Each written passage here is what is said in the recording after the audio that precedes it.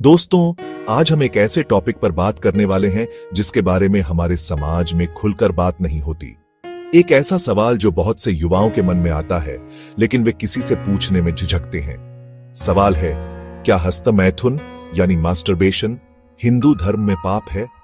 इस एक सवाल के चारों ओर इतनी गलतफहमियां, इतना डर और इतनी अधूरी जानकारी कि लोग सच और झूठ में फर्क ही नहीं कर पाते। आज का हमारा मकसद किसी को सही या गलत ठहराना नहीं है, बल्कि इस विषय से जुड़े हर पहलू को समझना है ताकि आप खुद एक सही फैसला ले सकें। चलिए इस सफर की शुरुआत करते हैं और देखते हैं कि सच्चाई क्या है। आसान है। इस विषय को लेकर समाज में एक अजीब सा माहौल बना दिया गया है। लोगों को लगता है कि यह कोई बहुत बड़ी गलती है, कोई ऐसा काम है जिससे भगवान नाराज हो जाते हैं, या यह हमारे शारीरिक और मानसिक स्वास्थ्य के लिए बहुत हानिकारक है। हमें बचपन से डराया जाता है कि ऐसा करने से कमजोरी आती है, याददाश्त चली जाती है और न जाने क्या क्या हो जाता है। सबसे जरूरी बात यह समझना है कि किसी भी विषय पर आंख बंद करके विश्वास कर लेना सही नहीं है।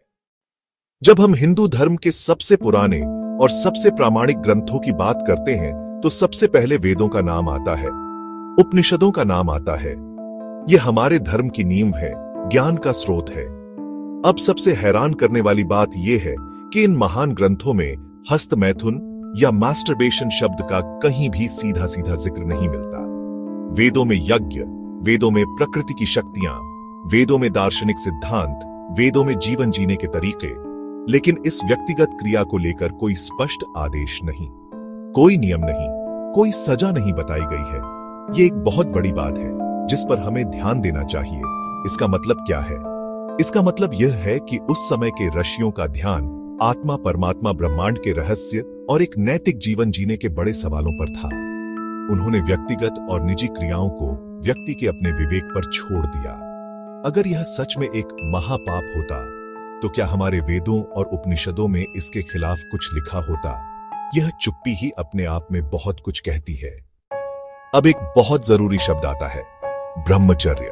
ब्रह्मचर्य को लेकर बहुत सी गलत धारणाएं हैं। हस्तमैथुन को अक्सर ब्रह्मचर्य के खिलाफ माना जाता है और इसी आधार पर इसे गलत ठहराया जाता है। क्या हमने कभी सोचा कि इसका असली मतलब क्या है? आमतौर पर ब्रह्मचर्य का मतलब केवल शारीरिक संयम समझा जाता है। वीर्य को नष्ट न करना भी माना जाता है। यह बहुत सीमित और सतही अर्थ है। अगर हम शब्द तोड़ें, ब्रह्मचर्य, ब्रह्म, परम सत्य, ब्रह्मदि, ईश्वर, ब्रह्म चेतना, सर्वोच्च स्तर, चर्य, वहां मार्ग पर विचरना, चलना, इसलिए ब्रह्म के मार्ग पर चलना, सदा सत्य के ध्यान में रहना, यह मानसिक और आध्यात्मिक अवस्था है, न कि केवल शारीरिक क्रिया। कोई जो हर वक्त ईश्वर का चिंतन करता है, जो अपनी ऊर्जा आध्यात्मिक उन्नति में लगाता है, वही ब्रह्मचारी है। इसका मतलब शारीरिक जरूरतों को पूरी तरह नकारना नहीं, असली ब्रह्मचर्य व इंद्रियों का गुलाम न बनना। जब हम हिंदू दर्शन की गहराई में जाते हैं, हमें योग तंत्र जैसी दो महत्वपूर्ण धाराएं मिलती हैं। दोनों ही धाराएं शरीर और ऊर्जा के विज्ञान पर गहराई से बात करती हैं, लेकिन वीर्य या यौन ऊर्जा को लेकर उनके दृष्टिकोण में एक दिलचस्प अंतर है। पहले योग की बात करते हैं, खासकर हठ योग की। योग दर्शन में वीर्य को ओजस का भौतिक रूप माना जाता है। ओजस वह सूक्ष्म ऊर्जा है जो हमारे शरीर में शक्ति, चमक और आध्यात्मिक बल प्रदान करती है। योगियों का मानना है कि वीर्य को संरक्षित करने से यह ओजस में बदल जाता है और ऊपर की ओर चढ़कर हमारी चेतना को जगाता है, जिसे ऊर्ध्वरेता होना कहते हैं। इस दृष्टिकोण के अनुसार वीर्य का किसी भी रूप में स्खलन, चाहे वह संभोग हो या हस्तमैथुन, ऊर्जा का एक बड़ा नुकसान है। इसीलिए जो योगी आध्यात्मिक उन्नति के शिखर पर पहुंचना चाहते हैं, वे पूर्ण ब्रह्मचर्य का पालन करने की सलाह देते हैं। उनका लक्ष्य अपनी सारी यौन ऊर्जा को आध्यात्मिक साधना में लगाना होता है। यह एक विशेष मार्ग है जो साधकों और सन्यासियों के लिए है। यह हर गृहस्थ या आम इंसान के लिए एक अनिवार्य नियम नहीं है। वेदों, उपनिषदों, पुराण, स्मृतियां जैसे कि मनुस्मृति आते हैं, ये ग्रंथ समाज के लिए नियम और कहानियों के माध्यम से नैतिक शिक्षा देने के लिए लिखे गए थे। इन्हीं ग्रंथों में पहली बार हस्तमैथुन जैसी क्रियाओं के बारे में कुछ संकेत मिलते हैं, परंतु चीजें उतनी सीधी नहीं है जितनी आम तौर पर बताई जाती है। कुछ स्मृतियों में अयौनिक तरीके से वीर्य स्खलन को अच्छा नहीं माना गया है और उसके लिए छोटे मोटे प्रायश्चित बताए गए हैं, स्नान या मंत्र जाप। इसे किसी महापाप की श्रेणी में नहीं रखा गया। मनुस्मृति में ब्रह्मचारी जीवन के दौरान वीर्य स्खलन को व्रत टूटना माना गया है, पर प्रायश्चित सामान्य पानी में खड़े होकर गायत्री मंत्र का जाप। ये एक गलती मानी गई, पर कठोर दंड नहीं दिया गया। इसे ऊर्जा के नुकसान के रूप में देखा गया और छोटी शुद्धि से ठीक किया जा सकता था। आज के पाप की अवधारणा से जोड़ना गलत व्याख्या है। पुराणों में कई कहानियां हैं जहां देवताओं या ऋषियों का वीर्य स्खलित हुआ और उससे महान संतान या महत्वपूर्ण घटनाएं जन्मी। उदाहरण, शिव का वीर्य अग्नि में गिरना और कार्तिकेय का जन्म। ये कहानियां संकेतात्मक हैं, यौन ऊर्जा को रचनात्मक शक्ति दिखाती हैं। अब हम आते हैं सबसे बड़े कंफ्यूजन की जड़ पर, सामाजिक मान्यताएं। आज हस्तमैथुन को लेकर जो डर, शर्म और अपराध बोध समाज में फैला हुआ है, डर, शर्म, अपराध बोध असली स्रोत हमारे धर्म ग्रंथ नहीं, बल्कि सदियों से चली आ रही सामाजिक मान्यताएं और गलत धारणाएं हैं। ब्रह्मचर्य के गहरे आध्यात्मिक अर्थ को भुला दिया गया, इसे सिर्फ वीर्य बचाने की एक शारीरिक क्रिया तक सीमित कर दिया गया। वीर्य को लेकर कई तरह के मिथक गढ़े गए। वीर्य का एक कतरा खून के 100 कतरों से बनता है। इसे खोने से व्यक्ति नपुंसक और कमजोर हो जाता है। इन बातों का कोई वैज्ञानिक या शास्त्रीय आधार नहीं है। ये सिर्फ सुनी सुनाई बातें हैं, पीढ़ी से पीढ़ी तक फैली हुई। मध्यकाल में ब्रिटिश शासन के दौरान विक्टोरियन नैतिकता के प्रभाव में एक दमनकारी और नकारात्मक दृष्टिकोण बना। यौन इच्छा को बुरा माना गया और दबाने पर जोर दिया गया।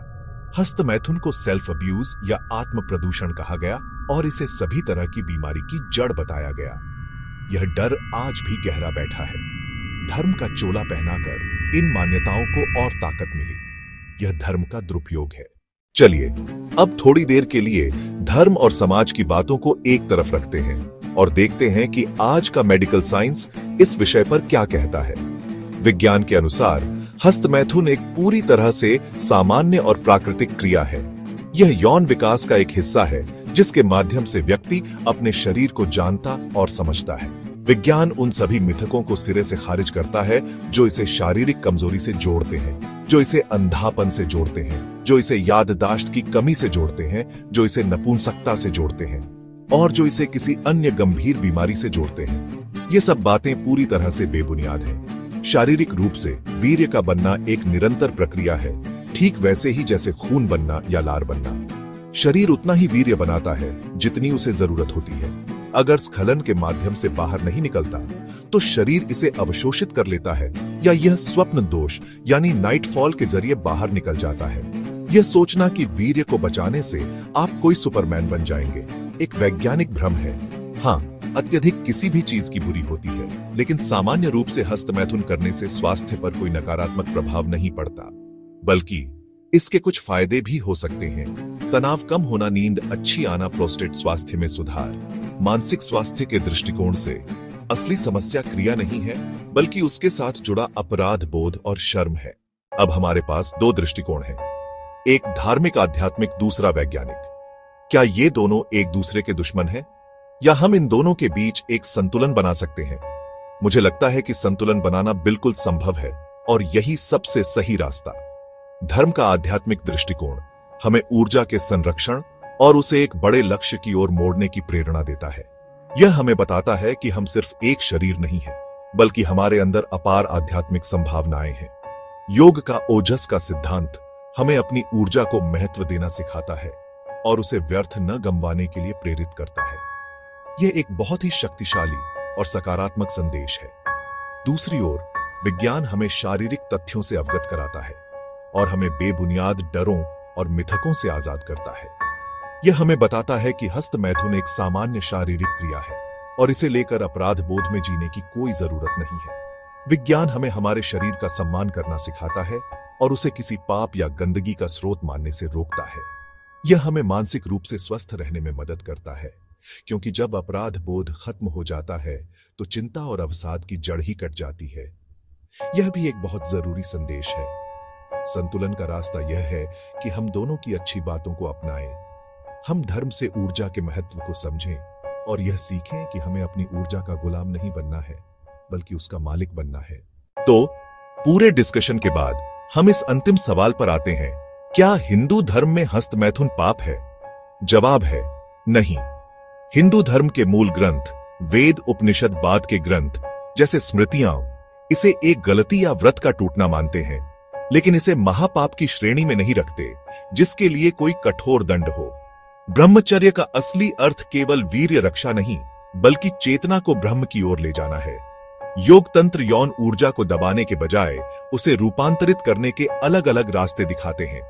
यह स्पष्ट है कि हस्त मैथुन एक पाप है। यह धारणा धार्मिक से ज्यादा एक सामाजिक और सांस्कृतिक मिथक है। गलत जानकारी, डर। आज हमने जो भी बातें की उनका सार बस इतना है कि आपको किसी की भी बात पर आंख बंद करके विश्वास करने की जरूरत नहीं है, न मेरी न किसी और की। आपको खुद सोचना है, खुद खोजना है।